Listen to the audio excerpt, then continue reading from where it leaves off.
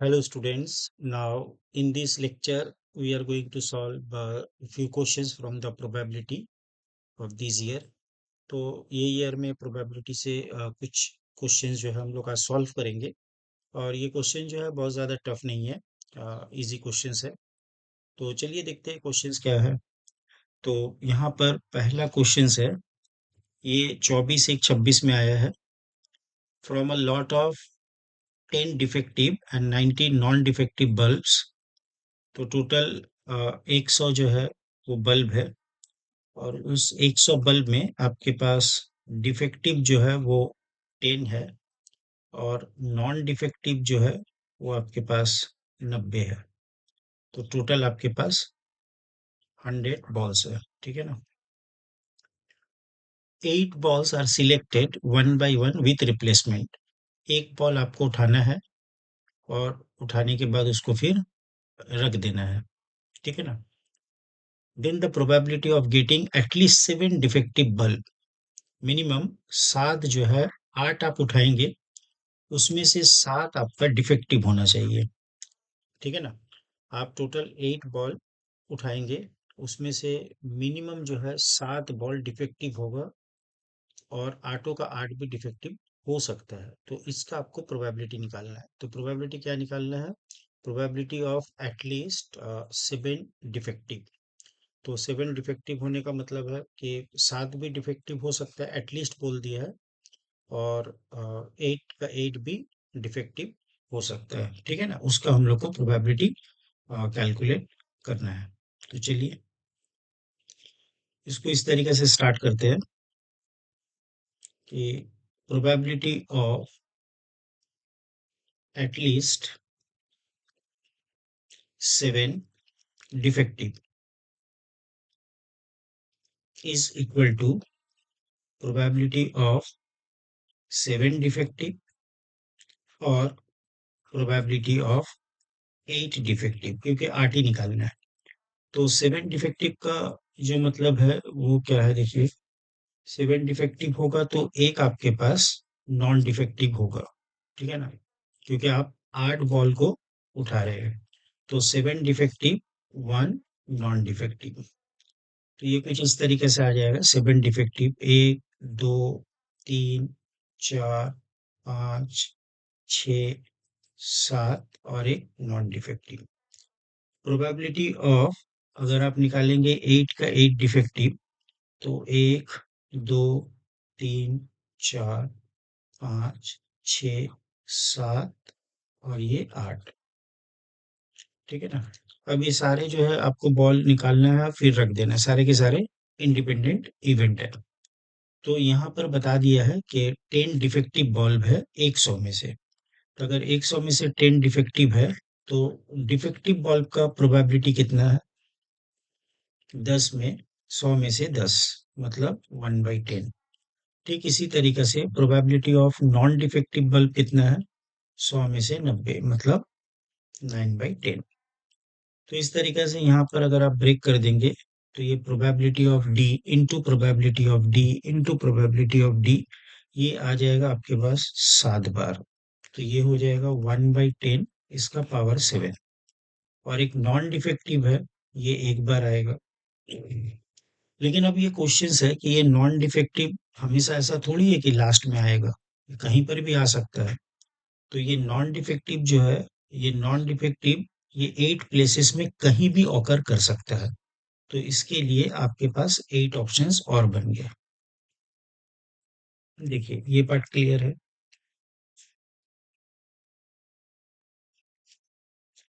ये non defective जो है फर्स्ट में भी आ सकता है, सेकंड में भी आ सकता है, लास्ट में भी आ सकता है। तो इसके लिए 8 पोजीशंस है। वेयर एज जहां पर डिफेक्टिव बल्ब आ रहे हैं वो 1/10 है और ये कितने बार आएंगे? 8 बार। तो 1/10 इंटू 1/10, 8 टाइम्स आ गया। बस अब इसको सिंप्लीफाई कर लीजिए। Simplify is your personal matter, ये करने से आपको ये ऑप्शंस मिल जाएगा। तो I think Calcutta is the correct options. तो गाइज ये बहुत ही आसान क्वेश्चंस था। आई होप आप इसको एंजॉय किए होंगे, ठीक है ना। तो चलिए फिर नेक्स्ट क्वेश्चन सॉल्व करते हैं। तो चलिए गाइस नेक्स्ट क्वेश्चंस की तरफ आगे बढ़ते हैं। और देखते हैं ये क्वेश्चंस क्या कह रहे हैं। Now coming to the questions number 2। ये क्वेश्चंस जो है 23/1/26 में आया, शिफ्ट 1 का क्वेश्चन है। तो इसमें क्या दिया गया है कि आपके पास 100 नेचुरल नंबर है, फर्स्ट 100 नेचुरल नंबर, और इसमें से आपको दो सिलेक्ट करना है। तो सिलेक्शन ऑफ दो तो बहुत ही इजी है, आप इसको 100C2 से सिलेक्ट कर लिए। यहाँ तक क्लियर है। यहाँ पर थोड़ा सा मिस्टेक है, ये 10 होगा। तो आपको ये दो इंटीजर ऐसा सिलेक्ट करना है कि n-m greater than equal to 10 हो जाए। मतलब आप ऐसा मान के चलिए कि आपको n-m 10 लाना है। फिर वो पेयर सारे खोजने हैं जहां पर n-m 11 होगा। फिर वो सारे n और m को खोजना है जहां पर ये 12 होगा। ये कब तक चलेगा? जब आप n को मैक्सिमम ले लेंगे 100, और m को अगर आप m को अगर 1 ले लेते हैं, क्योंकि दोनों को तो डिस्टिंक्ट लेना है, सिलेक्ट टू डिफरेंट नंबर। तो इसको अगर मैं 100 ले लेता हूँ, इसको 1, तो ये 99 तक मैं ले सकता हूँ मैक्सिमम। तो मुझे 10 से लेके 99 ये सारे जो केसेस है ये सबको डील करना है। तो ऐसे जहां पर बहुत सारे केसेस बनते हैं प्रोबेबिलिटी में, तो वहां पर एक टेक्निक हम लोग यूज करते हैं जिसको हम लोग बोलेंगे कॉम्प्लीमेंट्री टेक्निक। कॉम्प्लीमेंट्री मतलब जो निकालने दिया उसको निकालना ही नहीं है, कॉम्प्लीमेंट्री टेक्निक। तो इसमें हम लोग क्या करेंगे, कॉम्प्लीमेंट्री टेक्निक या रूल में इसका रिवर्स केसेस को कैलकुलेट करेंगे। अब इसका रिवर्स केसेस क्या क्या हो सकता है कि मान लीजिए आप n-m, अब दोनों ही जो है डिस्टिंक्ट नंबर आपको चूज करना है। तो अगर आप एक को 2 लेंगे और एक को अगर आप 1 लेंगे, तो मिनिमम डिफरेंस आप 1 ही ला सकते हैं, 0 नहीं ला सकते। ठीक है ना? तो मिनिमम डिफरेंस जो है आप इसको 1 ला सकते हैं। अच्छा, दूसरा नंबर है कि अगर मैं नेक्स्ट बात करूं तो n-m ये 2 भी हो सकता है। यहाँ पर आई थिंक एक मेंशन कर देना चाहिए क्वेश्चंस में कि n हमेशा m से ग्रेटर होगा। इस तरीके से अगर हम लोग आगे बढ़ते हैं तो n-m एक बार 9 भी आएगा। तो 10 से लेके 99 तक कैलकुलेट करना है। हम लोग क्या करने वाले हैं, हम लोग ये सारे केस को इजीली कैलकुलेट कर सकते हैं कि 1 से लेके 9 तक ये जो 9 केसेस है इसको हम लोग काउंट कर लेंगे। तो मैं एक सिर्फ काउंट करता हूँ, बाकी जो है सिमिलर होंगे। कि अगर n-m 1 के बराबर है, तो हम लोग लिख सकते हैं n का वैल्यू m+1 होगा। ठीक है ना? तो अब मैं एक टेबल बना रहा हूँ जहां पर मैं m और n को सिलेक्ट करने वाला हूँ।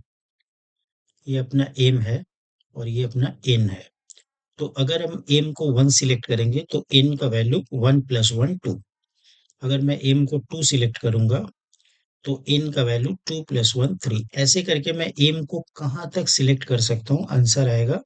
आप m को अगर 100 लेंगे तो आंसर 101 जो अलाउड नहीं है, तो 99 तक ही सिलेक्ट कर पाएंगे। तो ये मेरा 100 होगा। तो ऐसा मेरे पास फर्स्ट केस के लिए कितने सारे पेयर है, n-m 1 हो जाए ऐसा पेयर मेरे पास 1,2 2,3 99,100। मतलब फर्स्ट केस के लिए मेरे पास 99 पेयर्स आएंगे। ठीक है ना बच्चों? अब अगर हम m को यहाँ पर स्टार्ट करते हैं कि जहां पर रिलेशन हो n=m+2, ये वाला सेकंड केस। तो जैसे आप ये लेंगे तो m को आप मैक्सिमम 98 तक ले सकते हैं। तो यहाँ पर आपको कितना पेयर मिल गया, 98 पेयर्स। Similarly 97 pairs. ऐसे करके जब आप यहाँ पर 9 + m+9 ले लेंगे, m+9, तो आप मैक्सिमम m को 91 चूज कर पाएंगे। तो ये सारे नंबर, इतने सारे पेयर हम लोग बना सकते हैं। तो अब इसका एडिशंस आप कैलकुलेट कर ले करके, कैलकुलेशन आप खुद से कर सकते हैं, इजीली कर लेंगे, और ये हो जाएगा 855। मैंने कैलकुलेटर से चेक कर लिया है, 855। तो 855 ऐसे केसेस बन रहे हैं जहां पर डिफरेंस जो है वो 10 नहीं होंगे, 10 से कम होंगे। और यहाँ पर 100 C2 इसको अगर आप कैलकुलेट करेंगे तो ये कुछ आ जाएगा 50 इंटू 100 इंटू 99 बाई 2 इंटू 1, तो 50 इंटू 99 आ जाएगा, 50 इंटू 99।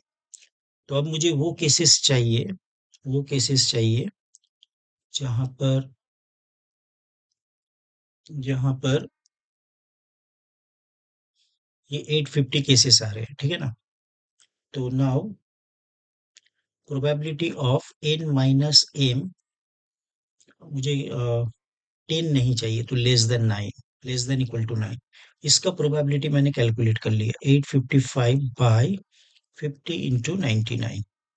तो probability of n minus m greater than equal to 10 should be 1 minus this probability, 855 divided by 50 into 99, 50 times of 99। अब इसको आप सॉल्व कर लीजिए और ये बहुत ही इजी है। Calculation part is your personal matter, इसको सॉल्व करके यही आएगा। तो now it is your A, it is your B. तो a plus B always 91 plus 110, ये कुछ आंसर 201 आ रहा है, 201 आएगा। तो गाइज इस क्वेश्चंस में आपको ये समझना है कि प्रोबेबिलिटी में होता क्या है कि रिवर्स केसेस, कॉम्प्लीमेंट्री रूल, ये बहुत ही जो है काम के रूल होते हैं। और इससे जो है मोस्ट ऑफ द केसेस में हम लोग इसको अप्लाई करेंगे, क्योंकि जहाँ पर बहुत सारे केसेस बन रहे हैं जहाँ पर जो है सॉल्व करना जो है काफ़ी डिफिकल्ट हो जाता है, तो उस केसेस में हम लोग क्या करेंगे, कॉम्प्लीमेंट्री टेक्निक को यूज करेंगे। तो हम लोग को निकालने दिया था n minus M more than equal to 10। तो बच्चों आपको करना क्या है कि आप 10 के उल्टे ले लें, मतलब 10 नहीं निकालना, 10 से ज्यादा नहीं चाहिए। तो आपको क्या क्या मिल सकता है, 1 2 अप टू 9 तक, ये सारे केसेस काउंट करके इनका प्रोबेबिलिटी निकाल लीजिए और इनको फिर आप रिवर्स कर दीजिए, ठीक है ना। तो चलिए अब नेक्स्ट क्वेश्चन की तरफ आगे बढ़ते हैं, देख लेते हैं तीसरा क्वेश्चन क्या है। चलिए, ये भी अच्छे क्वेश्चन है। ये कौन से ईयर में आया है, 2026, 2026। और ये जो है शिफ्ट 2 का क्वेश्चन है, 22/1/26 का। तो क्वेश्चन क्या कह रहा है कि n be a number obtain on rolling a fair die. आपके पास एक फेयर डाई है, अगर आप उसको उछालते हैं, रोल करते हैं, तो जो जो नंबर आएगा वो एन है। मतलब आप बोल सकते हैं कि एन बिलोंग्स टू 1, 2, 3, 4, 5, 6। ये 6 में से कोई n का वैल्यू होना चाहिए। If the probability that the system, ये जो सिस्टम दिया है, हैज अ यूनिक सोल्यूशन, ये सिस्टम का यूनिक सोल्यूशन होना चाहिए। और उसका प्रोबेबिलिटी क्या आ रहा है, k/6। Then the sum of all the values of k and n आपको बताना है। तो थोड़ा सा आप पहले इस बात में थोड़ा सा कंसेंट्रेट करते हैं कि यूनिक सोल्यूशन एग्जिस्ट कब करता है। यूनिक सोल्यूशन, तो इस टाइप का 3 इक्वेशंस अगर दिया हुआ है तो इनका कोफिशिएंट ले लेंगे, x का कोफिशिएंट, y का कोफिशिएंट, z का कोफिशिएंट। तो वहां से एक डिटर्मिनेंट बना लेंगे जहां पर x का सारा कोफिशिएंट लिख दिए, y का सारा कोफिशिएंट लिखे और z का सारा कोफिशिएंट लिखे। और इस डिटर्मिनेंट का वैल्यू अगर नॉन जीरो आता है ना, हम लोग क्रेमर्स रूल में पढ़े हैं, तो एक डिटर्मिनेंट फॉर्म करना है जहां पर x का सारा कोफिशिएंट, y का और z का ले लेना है।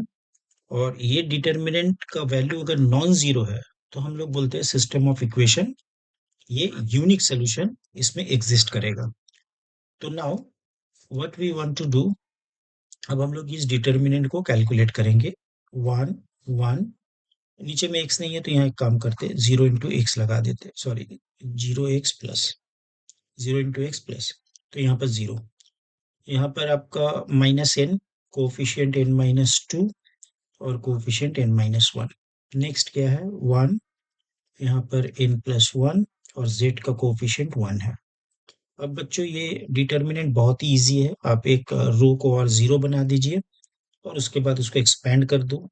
अगर आप चाहो तो बिना जीरो बना के भी एक्सपेंड कर सकते हो, ठीक है ना। तो यहाँ से सिंप्लीफाई खुद ही कर लेना, करके आप डिटर्मिनेंट का वैल्यू को पता कर सकते हो। तो ये नॉट इक्वल टू जीरो होना चाहिए, ठीक है ना, नॉट इक्वल टू जीरो। तो एक स्टेप कर ही देते हैं।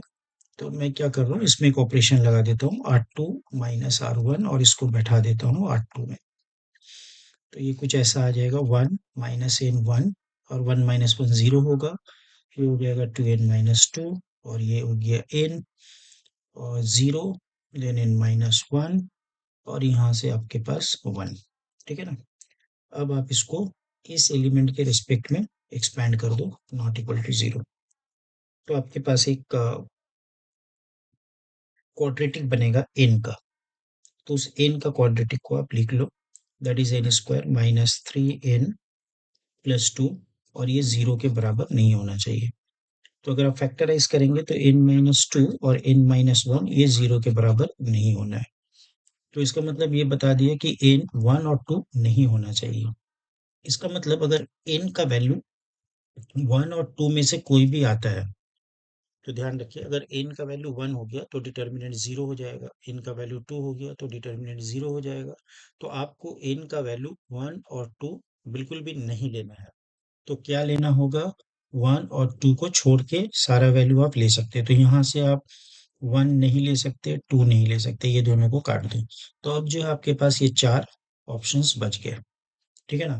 तो प्रोबेबिलिटी ऑफ यूनिक सोल्यूशन, अगर आप यूनिक सोल्यूशन का प्रोबेबिलिटी निकालेंगे तो 6 में से n का 6 वैल्यू है, उसमें से 4 वैल्यू सपोर्ट कर रहा है। तो आप यहाँ से पता कर लेंगे ये जो है आपका रिक्वायर्ड प्रोबेबिलिटी, और इसी को इन लोग क्या लिखा है, k/6 के फॉर्म में। तो आप यहाँ से k को आइडेंटिफाई कर लीजिए, k 4 है। और क्या क्या निकालना है आपको, इस k के साथ, इस k के साथ जितना भी n का वैल्यू है उसका सम को निकालना है। तो सिग्मा ऑफ n, तो k तो 4 है, और सिग्मा ऑफ n क्या क्या सपोर्ट किया था, 3 प्लस 4 प्लस 5 प्लस 6। तो बच्चों ये हो गया 18, और ये 4 22। I think 22 is the correct option, ठीक है ना। मजा आ रहा है बच्चों पढ़ने में। ये हम लोग क्वेश्चन नंबर 3 सॉल्व कर चुके हैं।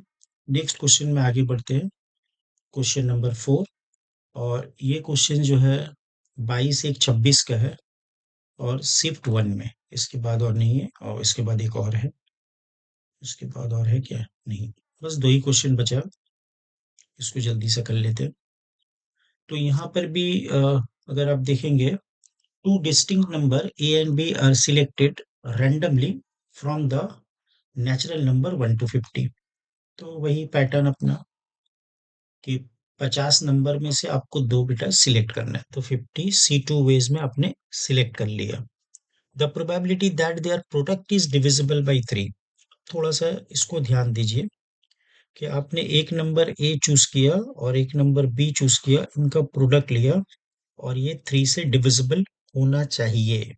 तो क्या क्या हो सकता है, केस 1 अगर हम ऐसा बोले कि ए जो है वो 3 का मल्टीपल हो, लेकिन बी 3 का मल्टीपल नहीं हो,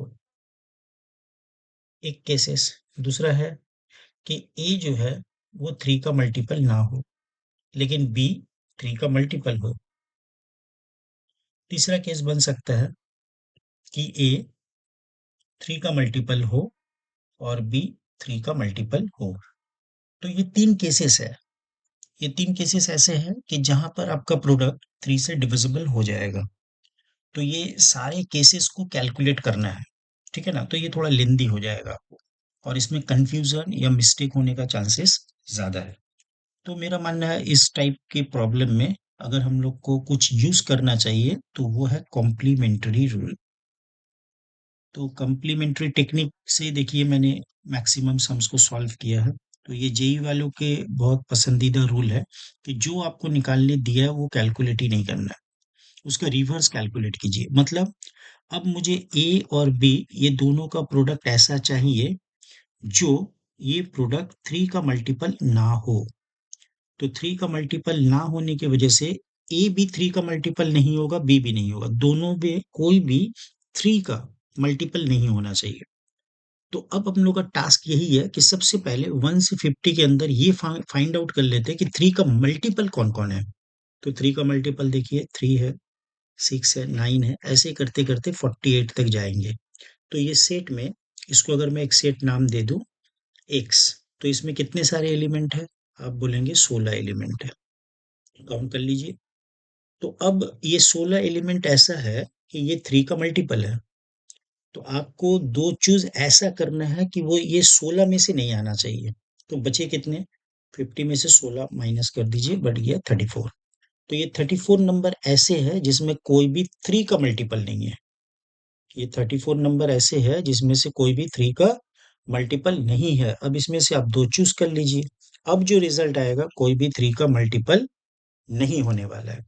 तो मैं निकालूंगा probability of A B such that the product is not multiple of 3।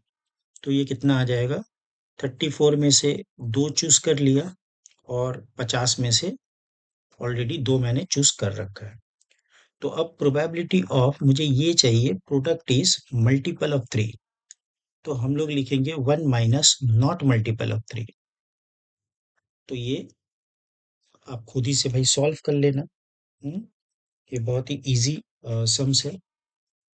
ठीक है, मैं सिर्फ आपको आंसर बता दे रहा हूँ कि इसका आंसर क्या आएगा।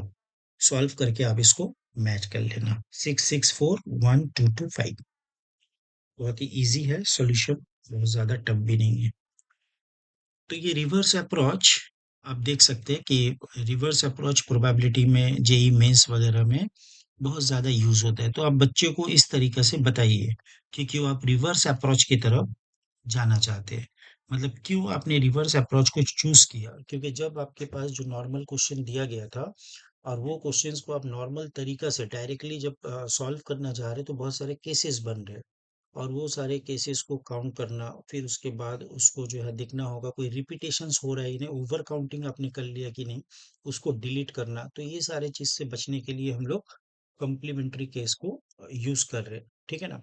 जब भी आपको एटलीस्ट एटमोस्ट इस टाइप का क्वेश्चंस मिल जाए, या product is multiple of this, या product is divisible by this, तो आप इस टाइप का क्वेश्चन को बच्चे को बोलो, आप स्टार्टिंग से मन बना के चलो कि आपको रिवर्स ऑर्डर जो है यूज करना पड़ सकता है। ठीक है ना बेटा? तो चलिए नेक्स्ट प्रॉब्लम की तरफ चलते हैं। ये है अपना क्वेश्चन नंबर कितना है भाई? ये क्वेश्चन नंबर 5 हो जाएगा। 23 1 26, 23 1 26 में आया है शिफ्ट 2 में। ठीक है ना? दो बैग है, तो मैं दोनों बैग को यहीं बना लेता हूँ। एक बैग ये है बेटा, और ये एक बैग है। तो दो बैग है, एक ए और एक बी, तो इसको मैं ए नाम दे दिया, इसको बी कह दिया। ए बैग में 9 वाइट बॉल है, इसमें आपके पास 9 वाइट है, और 8 ब्लैक है, 8 ब्लैक है। बी बैग में आपके पास 6 वाइट है, और 4 ब्लैक बॉल है। ठीक है ना? From a bag B, from a bag B is randomly selected and put from a bag B, a ball is होगा, यहाँ पर एक वर्ड मिस है, a ball is randomly selected and put into the bag A। तो आपको करना क्या है कि यहाँ से एक बॉल को उठाना है और यहाँ पर डाल देना है। एक बॉल उठाना है और यहाँ पर डाल देना है। तो अब देखिए, अगर आप यहाँ से एक बॉल उठाएंगे तो वो क्या हो सकता है? अगर व्हाइट बॉल गया होगा, एक बॉल में से व्हाइट गया होगा, तो 10 में से व्हाइट 6 ही है। टोटल 10 बॉल है, उसमें से व्हाइट 6 है। तो अगर व्हाइट गया है, तो व्हाइट जाने के लिए ये प्रोबेबिलिटी है। और अगर ब्लैक गया होगा, तो 10 में से 4 है जो ब्लैक गया है। अब now a ball is randomly selected from bag A. अब आपको क्या करना है कि इस बैग से एक बॉल और निकालना है, और ढूंढना है कि उसका क्या प्रोबेबिलिटी हो जो वो बॉल व्हाइट हो। ठीक है? तो यहां से जब आप निकालेंगे, तो वो बॉल व्हाइट होना चाहिए, एक व्हाइट बॉल आना चाहिए। ठीक है? अब देखिए, पहला केस अगर मान लेते कि एक व्हाइट बॉल शिफ्ट किया यहाँ पर, तो यहाँ पर अगर एक व्हाइट शिफ्ट करेगा तो टोटल व्हाइट 10 हो जाएगा, और पहले का 8 है, तो 18 बॉल हो गया। 18 बॉल में से व्हाइट बॉल आपके पास 10 है। ये केस बन सकता था। या फिर अगर ब्लैक बॉल गया है, तो ये ब्लैक बॉल जाने की वजह से ब्लैक 9 और व्हाइट 9 टोटल 18, लेकिन आपको फिर से यहीं से व्हाइट चाहिए, तो व्हाइट तो 9 ही है। तो ये दोनों केस में से एक हुआ होगा, तो इसी के लिए एडिशन रूल अप्लाई कर देंगे। दोनों में से कोई एक हुआ है, तो एडिशन रूल अप्लाई कर देते हैं। अब बच्चों इसको जो है सिंप्लीफाई करना आपके हाथ में मैंने छोड़ दिया है। 8/15 आएगा और 8 प्लस 15 ये दोनों का एडिशन 23 होता है, तो ऑप्शन इज बॉम्बे। बढ़िया क्वेश्चंस था ये, तो मान लीजिए आप एकदम एनसीईआरटी लेवल का क्वेश्चन उन लोग ने आपसे पूछ लिया है। ये सारे क्वेश्चन मेमोरी बेस्ड है। हो सकता है कि इतना इजी ना भी था फाइनल में। और कोई क्वेश्चन नहीं है क्या? Let me check. I think एक क्वेश्चन और है शायद। नहीं नहीं नहीं, सारा क्वेश्चन मैंने करवा दिया। 5 ही क्वेश्चन थे, कुछ मिसिंग तो नहीं है?